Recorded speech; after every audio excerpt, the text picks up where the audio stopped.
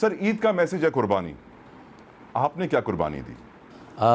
سب سے پہلے تو آپ کے تمام دیکھنے والوں کو اور آواز کی ساری ٹیم کو بہت بہت عید مبارک. شکریہ سر. بہت ساری دعاؤں کے ساتھ کہ اللہ تعالیٰ بہت خوشیاں دے، سلامت رکھے اور کسی کا محتاج نہ کرے. آمین. میرے خیال میں اگر میں اپنی قربانیوں کو گنوانے لگوں نا تو میرے خیال میں میری قربانیاں ساری ضائع ہو جائیں گی. لوگوں کو جج کرنا ہے کہ اتنے سالوں سے عملی سیاست میں ہونے کے بعد اور اس وقت جو سیاست کا حال ہے اور جو سیاست کو تجارت بنایا ہوا ہے، عمومی طور پر تمام روایتی سیاسی جماعتوں نے، تمام روایتی جو سیاسی اکابرین ہیں انہوں نے، اور پھر ظاہر ہے کہ وہ معاشرتی اور سیاسی خرابی ایم کیو ایم کی سیاست میں بھی آئی جس کو ہم نے بہت روکنے کی کوشش کی، اور پھر ایم کیو ایم کے بہت سارے لوگ بھی اسی خرابی کی نظر ہو گئے، اور ظاہر ہے کہ جس کے نتیجے میں پھر ایم کیو ایم کا ڈاؤن فال اور زوال بھی شروع ہوا، اور پھر باقی ساری کہانی تو آپ کے سامنے ہے کہ کیا ہوا. تو میرے خیال میں اپنی قربانیاں گنواؤں، اس سے بہتر ہے کہ لوگ مجھے جج کریں کہ میں نے ایک نظریے کے لیے، ایک سیاسی موقف کے لیے، ایک سیاسی جماعت سے جڑے رہنے کے لیے سب سے زیادہ اگر میرے لیول کے جو ساتھی ہیں، جیلوں میں جانا ہوا سب سے زیادہ 6 سال کا عرصہ میرے خیال میں میرے جو کنٹمپریری میری پارٹی میں 6 سال میں نے جیل میں گزارے، جس میں شاید جو ریکارڈ ہے میری پارٹی میں کہ اٹک جیل کوئی نہیں گیا، اٹک کے اس زندان خانے کوئی نہیں گیا جہاں کہتے ہیں کہ عمران خان کو بھی شاید رکھا گیا تھا. مجھے نہیں پتا کہ وہ 4x8 فیٹ کی اس کھولی میں رکھا گیا نہیں رکھا گیا، ورنہ وہاں کسی بڑے کمرے میں بھی رکھتے تو کہتے ہیں کہ اٹک جیل میں رکھا ہے. زندان خانہ اٹک جیل کا اور اٹک جیل کا باقی محل و وقوع دونوں میں بڑا فرق ہے.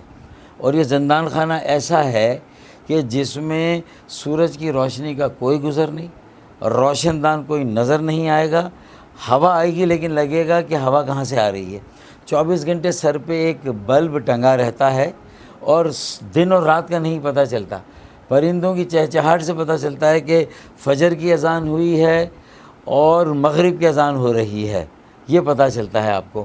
اور یہ بھی پتہ چلتا ہے کہ فجر اور مغرب کے وقت جو آرمی کے کمانڈو ایکسرسائز کرتے ہیں اور اس وقت عتیقہ کیانی کے گانے پر دوپٹہ ملبلدہ اس پر وہ کمانڈو ٹریننگ کرتے تھے، تو ہمیں پتہ چلتا تھا یہ تو فجر ہے یا مغرب ہے. کیا بات ہے. بس یہ تھا. اور ایسا تھا کہ سامنے گرل بھی نہیں، یعنی 3 طرف تو دیواریں ہیں نا، اور سامنے گرل ہوتی جو دروازہ ہے، وہ گرل نہیں تھی، وہ لوہے کا دروازہ تھا. تو لگتا ہے کہ جیسے آپ ایک قبر میں ہیں اور آپ کے لواحقین آپ کو ایک قبر میں اتار کر چلے گئے ہیں.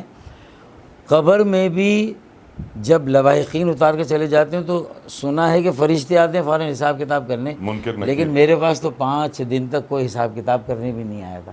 تو مجھے اپنی قربانیاں نہیں گنوانی، لیکن صرف بتانا یہ ہے کہ میں پارٹی کے لیے، اپنے نظریے کے لیے جو جھوٹا الزام لگا تھا، اور نیب کا ایک کیس اگر ایم کیو ایم پر اس زمانے میں بنا تھا وہ مجھ پر بنا تھا خانہ پوری کے لیے کہ ساری جماعتوں پہ بن رہا ہے تو بھائی ایم کیو ایم کے بھی ایک بڑے لیڈر پہ بنا دیں، تو بن گیا تھا. لیکن میں نے جس خندہ پیشانی کے ساتھ پارٹی کے جو نظریہ تھا اس پر جس طرح میں قائم رہا، اور میں نے اپنی بے گناہی ثابت کی، اور میں پہلا سیاسی کارکن تھا. باقی کنٹمپریریز میں Peoples Party, P M L N اور اے این پی، باقی سیاسی جماعتوں کے بھی لوگ تھے. سب سے پہلے ان میں باعزت بری ہو کے آیا. مجھے بیک وقت سپریم کورٹ آف پاکستان نے بھی باعزت بری کیا، مجھے پنجاب ہائی کورٹ نے بری کیا تھا. میرا کیس سندھ میں چلا ہی نہیں تھا، کیونکہ ان کو یہ تھا کہ ایم کیو ایم والے کا اگر سندھ میں چلائیں گے تو شاید ایم کیو ایم والے چلنے نہیں دیں گے.